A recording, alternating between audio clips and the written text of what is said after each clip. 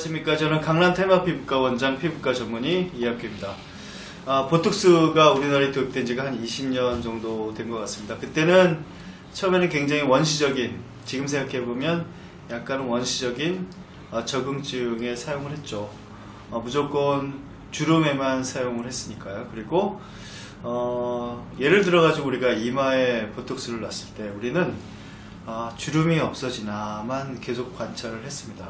그렇지만 시간이 지나고 보니까 주름도 없어지는 것과 동시에 다른 것도 상당히 많이 변하더라는 거죠. 예를 들어가지고 우리가 이마에 보톡스를 하면 주름도 이제 표정 주름이 없어지지만 일주일 지나면 어떤 변화가 있냐면 반짝반짝거리는 변화를 볼 수가 있습니다. 이게 이제 그 진피에 놓거나 아니면 근육에 놓거나 마찬가지인데 이 진피에 있는 피부의 퀄러티들이 좋아져 가지고 주름만 좋아지는 게 아니라 반짝반짝거리게 됩니다. 과거에 우리가 20년 전에 그 보톡스를 했을 때는 주름만 없어지나를 관찰했기 때문에 이런 변화를 알 수가 없었는데 이제는 알죠. 그렇지만 환자분들은 그걸 아직 모르는 경우가 있는데, 그래서 이마에 보톡스를 예를 들어서 한다 그러면 주름도 없어지지만 반짝반짝거릴 겁니다. 그러면 그 한 2, 3주 줘가지고 정말 이마가 반짝거려서 참 좋습니다 라고 말씀하시는 경우가 있죠.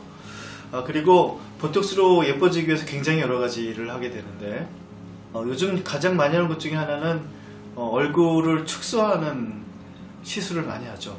보톡스 가지고 이제 뭐 사각턱을 줄이는 건 아주 기본적인 거고, 보톡스 리프팅이라고 그래가지고 얼굴 가장자리에 그 벡터의 개념을 이용해서 놓으면 얼굴이 울세를 한 것처럼 쭉 올라가진 않겠지만 약간 얼굴이 리프팅이 되면서 작아진 효과를 볼 수가 있습니다. 이거는 이제 우리가 처음에 보톡스를 가지고 치료했을 때는 상상하지 못한 그런 변화였던 것 같고, 그 다음에 우리가 웃을 때 여기 잇몸이 올라가는 경우 있죠. 잇몸이 보이는 경우, 이제 그런 것들도 적절한 부위에 주사를 하면 잇몸도 좀 올라가는 것을 많이 막을 수도 있고, 입꼬리가 이렇게 처져 있는 경우에 약간 올리는 거, 이런 것도 가능하고, 그 다음에 굉장히 매운 거 아니면 뜨거운 걸 먹을 때 땀이 굉장히 많이 나지 않습니까? 보통은 요 두 정부에서 많이 생겨가지고 흘러내리는 경우가 있는데, 이런 경우에는 다한증 치료를 하죠.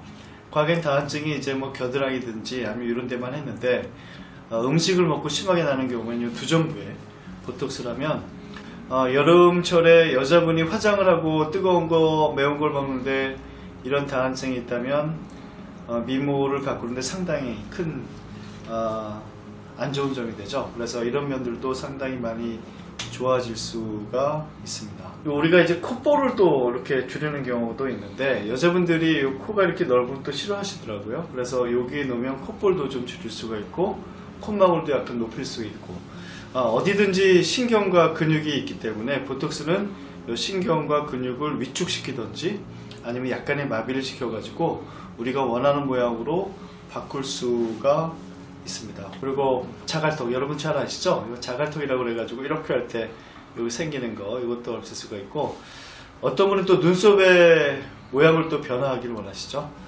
이렇게 올라가는 거를 이제 사무라이 눈썹이라고 그래가지고 보톡스를 하게 되면 부작용이라고 생각하는 경우도 있는데, 어떤 경우에는 이게 상당히 개성적으로 보일 수 있어서 그렇게 일부러 만드는 경우도 있습니다. 그리고 눈이 이렇게 꺼져 있으신 분들은 보톡스 리프팅을 이용해 가지고 약간 올리는 상당히 많은 적응증이 있습니다. 그래서 보톡스 한 가지만 잘 사용해도 상당히 모양을 많이 변할 수 있고, 그 다음에 진피에 스킨 보톡스를 넣으면 레이저를 한 것처럼 피부의 색이라든지 질이 많이 좋아지게 되기 때문에 보톡스 한 가지만 있어도 상당히 많은 치료가 될 수 있다.